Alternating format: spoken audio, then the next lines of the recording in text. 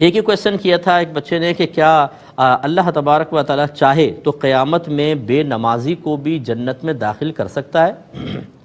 تو یہ بڑا بھولا بھالا سا کویشچن تھا، میں نے شامل کیا اور پھر اس لیے میں نے اس کو لیا کہ اس کا مطلب یہ ہوا کہ دیکھیں ہم اپنے عقائد کو اچھی طریقے سے نہیں جانتے،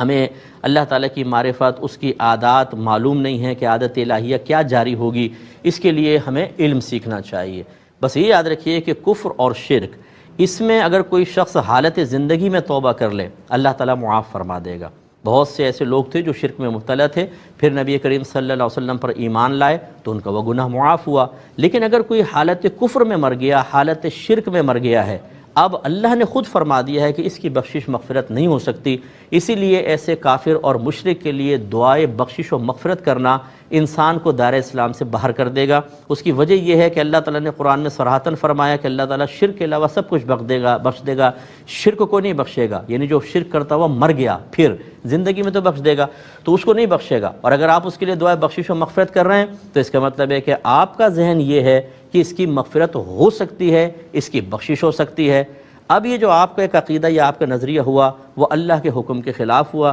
جس سے ظاہر ہوا کہ آپ کو اللہ تعالیٰ کی اس خبر پر اعتماد نہیں ہے، آپ اس کے بارے میں کم از کم شک میں ہیں، اور اللہ کے صریح حکم پر کوئی شک کا اظہار کرے، عملی طور پر یہ ثابت کر دے کہ میں اس کو مشکوک سمجھتا ہوں، وہ دائرہ اسلام سے خارج ہو جائے گا، لہٰذا ایسا آدمی دائرہ اسلام سے نکل گیا۔ باقی یاد رکھیں کتنا ہی بڑا گناہ کبیرہ کیوں نہ ہو، حتیٰ کہ خودکشی بھی، اس سے انسان دائرہ اسلام سے باہر نہیں نکلتا، اور یہ اللہ کی مشیت پر موقوف ہے۔ چاہے تو ایک آدمی زمین سے آسمان تک گناہوں کو بھر دے، اللہ تعالیٰ بخش دے اس کو اور جنت میں داخل کر دے،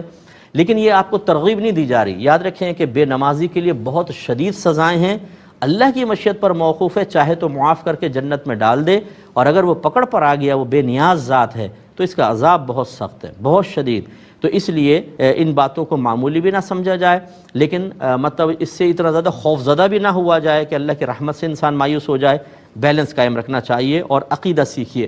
اگر آپ مسلمان گھرانے میں پیدا ہوئے ہیں تو اس کا مطلب ہرگز یہ نہیں ہے کہ آپ کو اب عقیدہ نہیں سیکھنا ہے۔ اگر کوئی ڈاکٹر کے گھر میں پیدا ہو اور کہے کہ جی میرے تو ابا، میرے دادا، میرے چاچا سب ڈاکٹر ہیں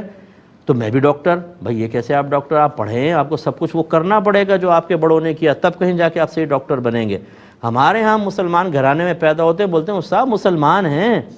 بھائی مسلمان تو ہو بھائی جان، لیکن جب تک عقیدوں کو دلائل کے ساتھ نہیں سیکھیں گے آپ کو اپنے عقیدے نہیں آئیں گے، اور جب عقیدہ آپ کے ذہن میں صحیح نہیں ہوگا شیطان آرام سے بگاڑ پیدا کر دے گا آپ کے عقیدے میں، اور آپ کو دائرہ اسلام سے باہر